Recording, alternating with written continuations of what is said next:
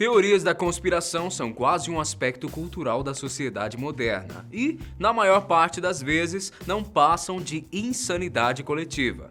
Muitas delas são motivadas pela certeza de que as grandes corporações, os governos e até mesmo as maiores religiões têm segredos que ninguém pode ou deve saber. Mas existe pelo menos uma coisa mais insana do que uma teoria da conspiração. Uma teoria que é confirmada. Nesse caso, nem mesmo há o que dizer. É só aceitar que existe um mundo inteiro de acontecimentos por trás do que entendemos como civilização. Chegou a hora então de conhecer 4 teorias da conspiração que, por mais incrível que pareça, foram confirmadas. Eu sou Guilherme Marques e seja muito bem-vindo aqui ao canal Fatos Desconhecidos. Número 1. O gaydar já existiu. Se você não está familiarizado com o conceito, um livro chamado Gay, Straight and the Reason Why resume bem a ideia. Segundo ele, o gaydar é a habilidade de apontar pessoas que são gays sem o benefício de qualquer informação explícita sobre a sua orientação sexual. Ele é uma teoria muito bem difundida, embora não tenha qualquer embasamento científico para sua existência. Na verdade, ele nem mesmo é tido como um fenômeno real. Mas será que é realmente possível saber se uma pessoa é gay ou não só ao observar alguns comportamentos dela? Uma série de estudos tenta desvendar o que exatamente faz com que alguém pareça mais ou menos homossexual diante do olhar alheio.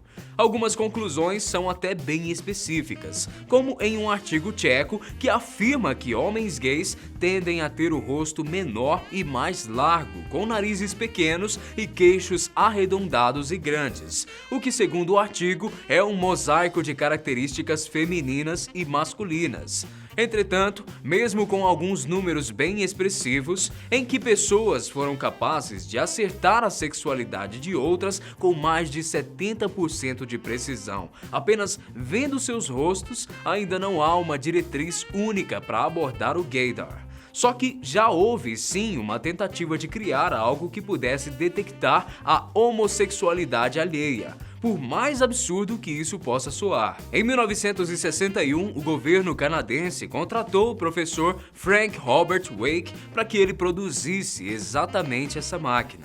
O motivo era ainda mais ofensivo.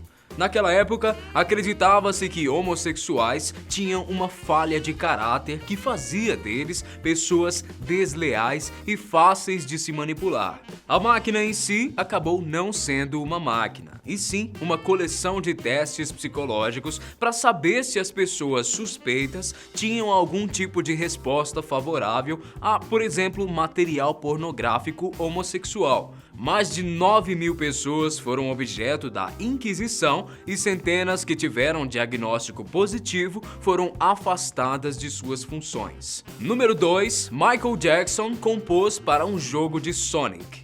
Hoje em dia, a indústria dos jogos movimenta quantias imensuráveis de dinheiro e é tratada como um entretenimento tão valioso quanto o cinema ou a música. Mas, nos anos 90, eles não tinham todo esse glamour e estavam apenas começando a ganhar um espaço de respeito. Sendo assim, seria uma surpresa a alguém renomado se envolver a fundo em um projeto do tipo, mais ainda se esse alguém fosse o rei do pop. Pois é, Michael Jackson foi alvo de uma teoria muito maluca que ligava algumas músicas do jogo de Mega Drive Sonic 3 a músicas de sua autoria, como Jam e Stranger in Moscow, para concluir que ele esteve envolvido na composição da trilha sonora do terceiro jogo do Ouriço Azul. De fora parece até uma teoria boba, afinal, como um jogo teria músicas do Michael Jackson e não usaria isso no marketing dele? Mas existe uma resposta para isso. O jogo foi lançado em 1994, um ano depois de Michael Jackson ser acusado de abuso sexual. Isso também explicaria porque somente algumas, e não todas as músicas, terem a sua marca registrada. ele teria sido afastado antes do término do contrato. O boato ganhou força ao longo dos anos até que Brad Buxer, colaborador de longa data de Michael, que também trabalhou em Sonic 3, confirmou o seu envolvimento e também o seu afastamento. Embora tenha revelado que o próprio artista preferiu não receber o crédito pelas músicas por não ter ficado satisfeito com a qualidade do som do console.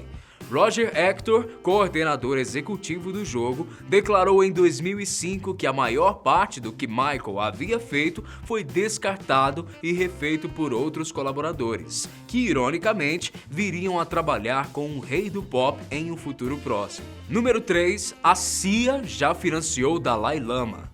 Agora é papo sério.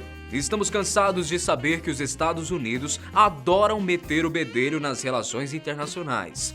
Eles já interviram em conflitos em Cuba, Filipinas, México, Guatemala, Líbano e mais recentemente em uma série de territórios no Oriente Médio. Então, não parece exatamente um tiro no escuro supor que eles estiveram envolvidos em um dos movimentos separatistas mais importantes do outro lado do mundo, a independência do Tibete.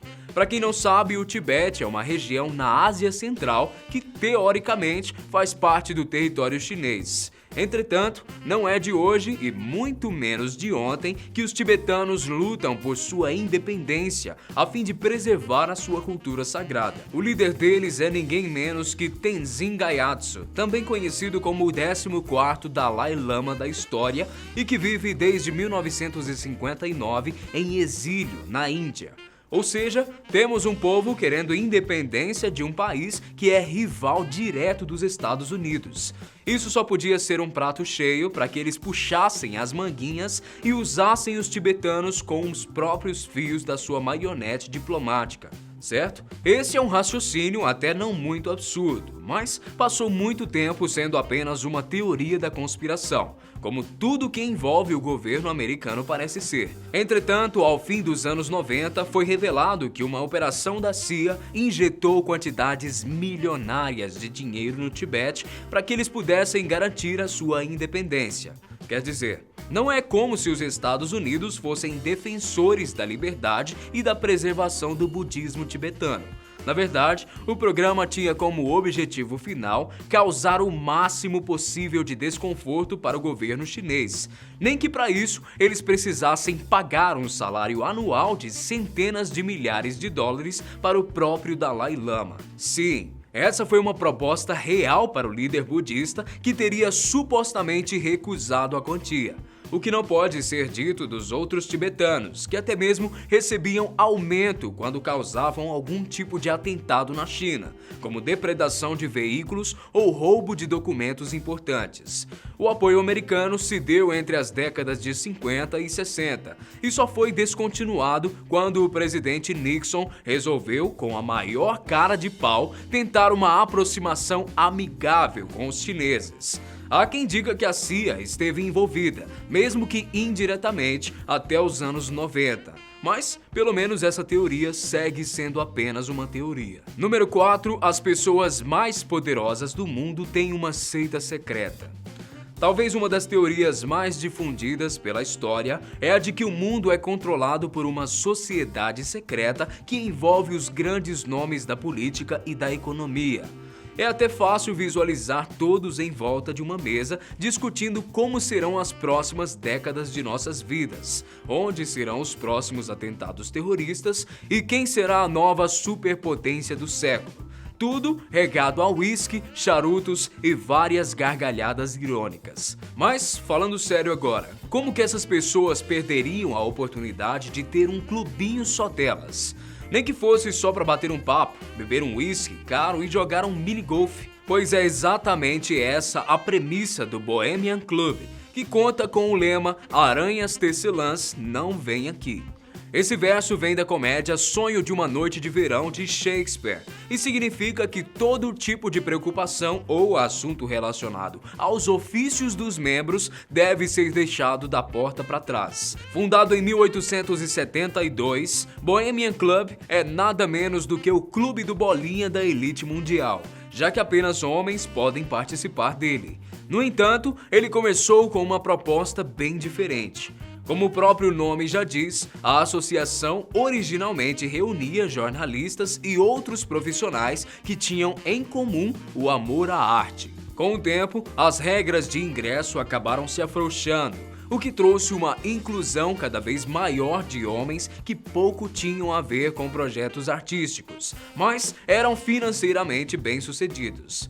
Embora a lista completa de membros nunca tenha sido divulgada, alguns nomes acabaram caindo no conhecimento do público geral. Entre eles estão os ex-presidentes americanos Ronald Reagan, Theodore Roosevelt e Bush pai, além do diplomata Henry Kissinger, o empresário David Rockefeller e o ator Clint Eastwood. O Bohemian Club tem duas localidades, uma urbana, em São Francisco, e outra em Montreal, na Califórnia. Essa segunda, chamada Bohemian Grove, ou em bom português, Bosque Boêmio, é para onde essas personalidades vão para esquecer os seus problemas e, entre uma série de outras atividades, participar de festas vestidos de mulher, encenar peças de teatro e fazer stand-up. Tudo isso, é claro, absolutamente bêbados. No entanto, é sabido que o Bosque também abriga conversas privadas sobre o que pode ser o destino da sociedade, incluindo quais as políticas que deverão ser implantadas em um futuro próximo.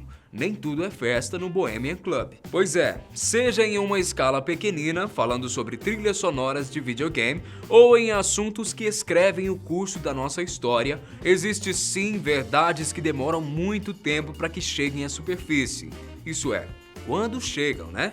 Mas e você, já conhecia essas teorias? Qual mais te impressionou? Pode me contar isso e muito mais aqui embaixo nos comentários e eu vou indo nessa. A gente se vê no próximo vídeo. Grande abraço. Tchau!